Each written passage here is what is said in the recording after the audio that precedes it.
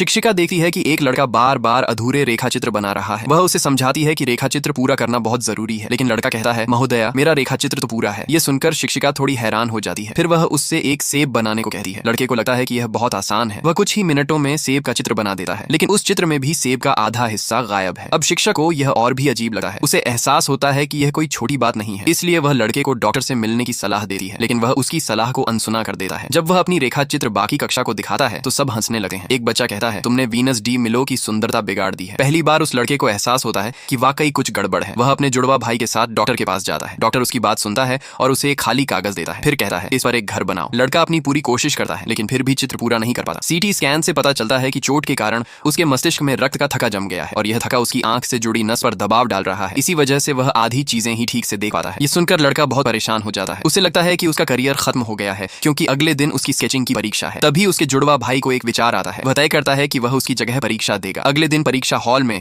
लड़का जल्दी से एक अधूरा स्केच बनाता है। फिर वह बहाना बनाता है, मैडम मेरे पेट में बहुत दर्द हो रहा है, मुझे वॉशरूम जाना है। टीचर कहती है, मैं तुम्हारे साथ चलती हूँ। कोई भी छात्र अकेले नहीं जा सकता। लड़का अनिच्छा से शिक्षक को अपने साथ ले जाता है। सौभाग्य से शिक्षक शौचालय के अंदर नहीं जाते, वह बाहर इंतजार करती है। उसका जुड़वा भाई पहले से ही अंदर है। वे जल्दी से कपड़े बदल लेते हैं। जुड़वा बच्चा बाहर आता है, लेकिन गलती से गलत दिशा में चलने लगा है। शिक्षक कहता है, परीक्षा कक्ष दूसरी तरफ है, लेकिन उसे कोई शक नहीं होता। जुड़वा भाई जाकर अधूरा स्केच पूरा करता है। अपने भाई की मदद से लड़का परीक्षा पास कर लेता है। परीक्षा के बाद एक सहपाठी उसे देखता है। वह लड़के के पास दौड़कर जाती है और पूछती है, क्या तुम्हारा कोई जुड़वा भाई है? लड़का घबरा कर कहता है, नहीं, मैं अपने माता पिता की इकलौती संतान हूँ। लेकिन वह उसकी बात पर विश्वास नहीं करती। अगले दिन वह उसके घर जाती है। जब दरवाजा खुलता है तो वह चौंक जाती है। दोनों भाई वहां खड़े हैं। आखिरकार उसे पूरी सच्चाई पता चल जाती है। तो दोस्तों, क्या आपको स्केचिंग करना पसंद है?